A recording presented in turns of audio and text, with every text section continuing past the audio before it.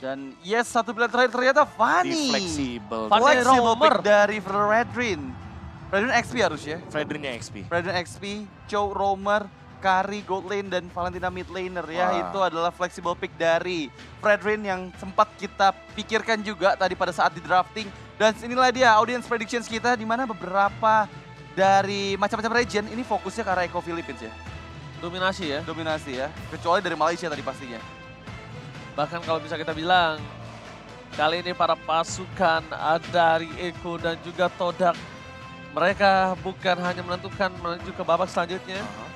Game pembuka ini menjadi satu game yang mungkin bisa membuat tren positif. Sangat penting tentunya. Yes. Tren positif menuju ke arah babak selanjutnya. Babak selanjutnya. Dan itu dia. Dengan Best of 5 series. Kemarin kita sudah melihat. Halo Wi! Ada Wi! Halo Wi! Wi! Waduh. How are you? I'm fine, thank you, and you? Ya. Alright, tanpa berlama-lama, kita akan langsung menyaksikan siapakah yang terkuat di lautan Sea the World Go MSC 2023. Let's go!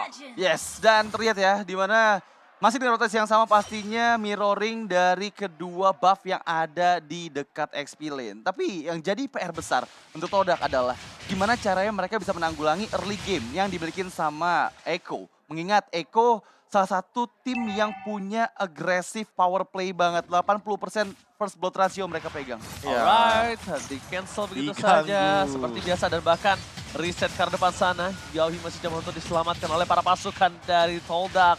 Benar-benar diusir mundur dan trigger disiplin again and again. Ini adalah hal yang sangat sulit sebenarnya untuk bisa didapatkan oleh player. Insting trigger disiplin, Profesor Kami. Masalahnya sering banget loh, Yawi dalam keadaan yang sekarat dia nggak menggunakan flickernya. Dengan tujuan biar nanti mungkin di arah turtle dia bisa lock satu hero karena seperti biasa di menit yang kedua. Rata-rata Romer sudah memiliki level keempatnya dan memiliki ultimate-nya. Suppress effect, ini sangat-sangat bisa jadi jawaban sih bagi Fanny. Namun kalau kita melihat di mid lane Sanji cukup kesulitan, hampir first blood dan sepertinya masih ada Regen Wow. dan Legend Game yang dimana meningkatkan Regen ketika meningkat level juga. Wow, last minute banget tadi ya Regen dan juga Legend Gem yang aktif ketika dia naik level ke level yang 3. Tapi untuk kali ini rival coba untuk engage ke arah bagian depan sana. Cartesian terlihat dia nggak mau beradu damage terlebih dahulu untuk di menit awal seperti ini. Oh, rival memilih untuk mundur nampaknya.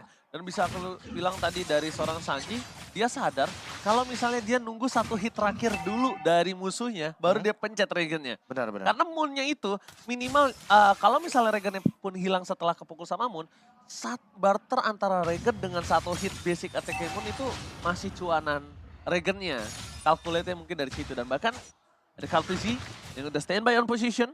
Menuju ke arah top lane karena udah ada Lord yang terhormat berada di depan. Langsung ada Sanford membuka, menzoning out para pasukan dari Todak. Dan bahkan kemungkinan besar Turtle kali ini tanpa ada sedikit pun hambatan mereka dapatkan di Turtle yang pertama. Radit. Iya, pattern dari Echo itu selalu dibukanya Black Dragon Form dari seorang Sanford untuk mengawal Cartesi mendapatkan objektif turtle-nya. Terlihat ya, Echo Philippines ini adalah tim yang kedua untuk dream game kita yang pertama. Oh, suppress effect? Oh my god, langsung satu momen kita first blood seperti sudah dibilang oleh Profesor KB. Profesor KB sudah bilang kalau first blood yang sangat tinggi dimiliki oleh para pasukan dari Echo dan bahkan 2 poin kill diaman ke dalam bottom lane juga Radit Overcook. Wow, di waktu yang bersamaan ada 2 poin eliminasi yang didapatkan oleh Echo dan memantapkan lagi mereka sebagai tim paling agresif di MSC 2023 dengan first blood ratio udah di atas 80% harusnya. Wah, masalahnya yang gak diduga-duga adalah itu langsung 2 action loh. Dia dapetin suppress effect di arah mid lane. Yes. Dan di arah bottom lane ada spray daripada Nibiru's Passion yang langsung menyerang kepada Ciku. Dan Ciku di sini posisinya menggunakan Purify. Jadi tentunya cukup sulit untuk menghindari hal tersebut ketika memang Phantom Sense sudah digunakan. Skill 2-nya sudah digunakan, artinya tidak ada escape untuk Ciku guys. Ciku guys juga tidak memiliki sepatu. Dan di sini yang jadi penasaran, build-nya dari Ciku guys itu bahkan bisa menuju kepada first item untuk Golden Staff. Oke. Karena dia udah punya 2 pedangnya terlebih dahulu. Iya, jadi corruption-nya yang diambil hanya attack speed early-nya pasifnya doang. Dan bahkan kalau bisa menyaksikan dari pasukan dari Todak, mereka udah mulai melakukan rotasi ke bottom lane. Nah, pasukan dari Todak akan udah standby on position, tapi Yawi nampaknya mencium sesuatu yang tidak baik kali ini karena hilang di dalam mapnya. Bahkan hilangnya ini bisa sampai 4-4 ya. Lihat, bahkan Yawi membuat Iron Hook mendapatkan satu buah gerobak untuk seorang Benny bisa langsung ngereset posisinya. Ya terpaksa ya, karena mau nggak Terpaksa mau. mau nggak mau. Kalau dia maju ke depan sedikit, kita nggak ada yang tahu tiba-tiba ada Yum surprise attack, Bapak Ibu. Wah, langsung. Itu namanya mematahkan setup juga, karena ya tadi kan sebenarnya gerobaknya itu baitnya. Dan sekarang Ciku Guys yang dalam ancaman karena rumputnya sudah mulai dikuasai sama Yawi itu sendiri dan Turtle bakal up di arah top lane. Dimana ini akan membuat Ciku Guys bisa farming 2 lane tapi tidak bisa terlalu jauh menuju ke arah top lane. Ya, yang cukup unik juga di mana rotasi dari Todak ya. Kita tahu biasanya Todak ini ngelepasin Cikunya agar bisa benar-benar fokus sendirian aja sementara 3-man move-nya bakal gerak ke arah XP lane. Dan Turtle yang kedua tanpa ada gangguan sementara 4 atau bahkan 5 player dari Todak berkumpul di area bottom lane.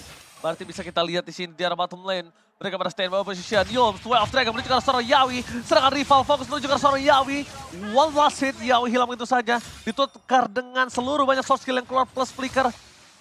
Sejujurnya menurut aku pribadi ini tidak worth it. Tapi lihat bakal coba dibalikan kembali keadaannya. Yo, surrender apa sih from Benny Kitty gagal. Pertukaran tidak ada.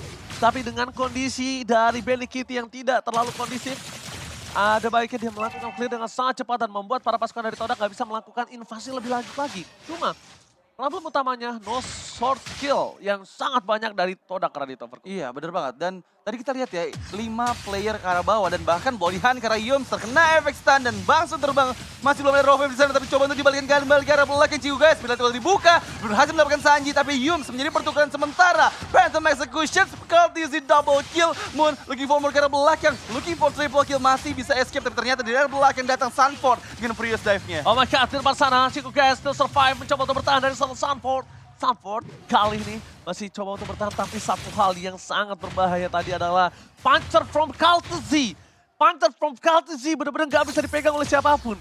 Bahkan Yums di sana udah tumbang. Siapapun yang bisa nge-lock hanya Town dari seorang Momo. Dan itu sangat-sangat sulit untuk bisa menangkap seorang Cultizy. Ya apalagi untuk Cultizy sendiri ternyata first itemnya nggak langsung menuju kepada Thunderbell. Tapi dia War Axe. langsung menuju War Axe sehingga damage-nya pun ada. Physical penetration-nya pun ada. Dan sekarang invasi jungle tidak dihentikan oleh Cultizy setelah tadi dia mendapatkan double kill. Plus untuk sekarang invasi jungle gak cuma jungle XP lane-nya pun coba dirusuin. Tapi Ciku Guys yang berada di sana. Tapi aku melihat dari seorang Sunford dengan Yuzong kali ini, aku belajar dari di Turtle dia yang pertama yang harusnya free banget. Jadi dia tuh nggak peduli ada di map atau enggak. Jadi memang sengaja setelah dia udah tahu dari Cultizy akan bisa dapetin Turtle-nya, dia akan ngebuka itu. Dia akan ngebuka untuk observer. Dan selalu seperti itu. Iya, dia akan selalu seperti itu. Meskipun ada orang atau tidak di depan sana, nah Sunford tuh akan kebuka, bakal lihat di sini karena Sunford tidak memiliki ultimate. Mau tidak mau dia tidak bisa membuka apa-apa di depan sana. Bahkan para pasukan dari Todak mereka harus mundur ke arah belakang dan merelakan lagi perfect turtle for Echo. Wow, perfect turtle for Echo. Dimana setup dari Echo selalu berbuah maksimal untuk teman-teman dari Echo di early gamenya. Gap gold 5.000 tercipta dan bahkan Bolihan karena Yums-Yumsnya terpick off untuk 3 kalinya lagi-lagi combo mematikan Yawi dan juga Sanji yang selalu kita saksikan. Again and again, kali ini Symphony of Skill, lihat. Dari seorang Sanji dia nggak mau terlalu terburu-buru. Bloody Hunt terlebih dahulu, Bloody Hunt udah mau selesai. Dia ambil arrow from Yawi. Masih menyebabkan. Dan lihat langsung instant pick up didapatkan oleh para pasukan dari Echo Kane. 2 poin kill yang sangat mahal membuat para pasukan dari Todak mereka agak sedikit struggle di early gamenya. Dan membuat para pasukan dari Todak harus kembali kehilangan jungle-nya. Solo pick up from Sunford di arah top lane yang sebenarnya menurut aku ini agak cukup berat banget untuk Todak bisa bawa game ini ke arah late game. Kenapa? Di menit yang ke-7 mereka di posisi yang sangat tidak baik. Ciku Guys tidak memiliki banyak hal kali ini Radit. Ya, ini benar-benar pressure yang besar terlihat dari Echo Philippines. Mereka terlalu mendominasi dari tiap pick off yang tercipta dari seorang Yawi. Tapi untuk kali ini Black Dragon Form dari arah belakang dan juga Conceal Play, Ji. Alright, bahkan para pasukan dari Todak mereka akan melepaskan satu buah turret inner. Kalau mereka paksakan ini nggak baik untuk 2 hal, Radit. Pertama, nggak baik untuk berapa banyak korban yang akan terjadi, korban jiwanya. Kedua, ini nggak akan cukup baik karena source skill yang cukup banyak keluar tidak membuat mereka bisa fight di arah Lordnya. Dan itu dari segi itemnya, Profesor Kabi silahkan. Wah ini menuju ke arah Malefic Roar, Benny Kitty udah pasti bakal lebih tajam lagi secara physical damage per secondnya. Namun Echo dengan metode Echo Express-nya dan hero pick off bagi Yawi ini seolah menjadi jantung dari bagaimana permainan Echo Express itu berjalan. Lihat, selalu 3-man move bahkan 4-man move sama Cultizy-nya sekalian. Jadi Yawi sekalinya dia buka map, udah pasti dia punya backup. Beda sama Yums posisi yang dimana dia ini Ciku guysnya masih under, damage-nya masih kurang. Untuk melakukan sebuah pick off, Yums butuh flickernya. Jadi terlalu banyak source skill yang perlu dikorbankan. Sementara Iron Hook itu dapat satu udah pasti bakal langsung dibladihan. Tapi sayang sekali tadi ada knock up yang dimiliki dari seorang Lord. Lord Timing. save the day untuk seorang Yulz. Dan bahkan again and again tanpa adanya satu buah kontes. Ini sebenarnya ada plus minusnya. Plusnya adalah Todak tahu dia nggak cukup kuat untuk kontes. Kedua, minusnya adalah mau tidak mau dia harus bisa menyelesaikan Lord ini dengan cepat. Tapi ini tidak bisa mereka lakukan kalau ini terus terjadi di menit yang ke-18. Ya, beda-beda. Kasusnya gitu, menit 12 masih bisa. Menit 18 mereka nggak bisa seperti ini. Yap. Mereka nggak boleh lepasin Lordnya, minimal mereka harus barter. Kalaupun mereka nggak bisa dapetin Lord, ada satu mob Lodihan dan instant pick off terjadi kembali ditenggelamkan dalam lautan oleh sang Paus Orca. Sang pedang hiu, ikan pedang berhasil ditenggelamkan oleh Paus Orca kali ini. Menuju ke mid lane, mereka menang stay by on position. KTZ mencoba untuk memangsa Yums, memancing flicker yang dia miliki. Tapi satu hal yang harus diperhatikan oleh seorang Yums, kali ini mereka harus lebih standby. Dan lihat satu bawah bakal bocor bro. Satu bawah dan matching mana mantap. Sanford go to the backline. Menuju ke Ciku guys. Dan bahkan rival, dia hanya bisa melakukan defensif di arah top lane-nya. KTZ bebas melakukan menari berdansa layaknya Lanceon. Mamma mia, Lesatos. Wow, ini hanya satu Lord yang dibutuhkan untuk bisa mendapatkan mid best turret dari Todak. Dan Todak nggak bawa hero high ground defense, dimana mereka bakal cukup susah nih. Ketika posisi mereka under seperti sekarang. Di Lord yang kedua, dengan nggak bawa hero high ground defense itu bisa menjadi akhir untuk Todak. Karena gap antara kedua belah rival coba untuk di follow up oleh Sanford juga Benedikit. Masih bisa untuk pulang. Petrify gagal didapatkan karena tidak memiliki Petrify. Dan jangan sampai mereka bertemu dengan Yawi rival. Terkena satu buah siraman air dari Filipin from Sachi. Membuat dia harus tenggelam kembali untuk kedua kalinya di dalam lautan Land of Thunder. Ya, tapi kalau berbicara Sanji sedikit ya. Sanji tadi yang buka team fight duluan loh ketika Lordnya berjalan. Ada yang sadar gak? Dia pakai satu buah Petrify-nya Iya. hanya untuk memberikan efek stun kepada Momo. Iron Hook-nya connect. Jadi Biar untuk Yawinya sekarang free. Yawinya yang free untuk mendapatkan Iron Hook tersebut. Tapi satu babak jangkau transfer membuka. Team fight terjadi kembali. Yom sangat coba dimakan. Momo mendapatkan satu. Kartisi menuju ke belakang. Mencoba untuk menarik kembali. Rafael bisa dikeluarkan. Tapi Sanford tidak bisa bertahan dengan cukup lama. Harus dilumat akhirnya. Kali ini Sanford menjadi korban keganasan dari Todak. Akhirnya sang Paus Orca mendapatkan satu tumbalnya. Karena beberapa team fight terakhir. Sang Paus Orca mereka datang sebagai kesatuan. Pulang sebagai kesatuan. Dan bahkan tidak meninggalkan korban jiwa sedikit pun. Iya bener banget, tapi lagi-lagi ya punishment yang diterima sama Eko nggak cukup maksimal. Mengingat tadi ada Momo dan Yums yang terpick off. Dan inilah instant replay-nya Bung Gabe. Wah, kalau kita berbicara instant replay, yaitu Bloody Hunt-nya, benar-benar bikin Yums tidak berkutik sama sekali. Yums ini bisa dibilang jadi penanggung jawab untuk inisiasi yang dibuat sama teman-teman dari Todak. Tapi kalau Yumsnya aja di all in, dihajar dari awal sampai tidak bisa bergerak dengan efek suppress, ya udah pasti. Di sini Todak hanya bergantung kepada Moon dan juga Momo karena efek sisinya ada di dua players ini. Dan untuk item, ini sangat jauh sekali. Kita mungkin bisa melihat sedikit nanti Benedikit entah dengan Demon Hunter Sword-nya atau bahkan dengan Wind of Nature.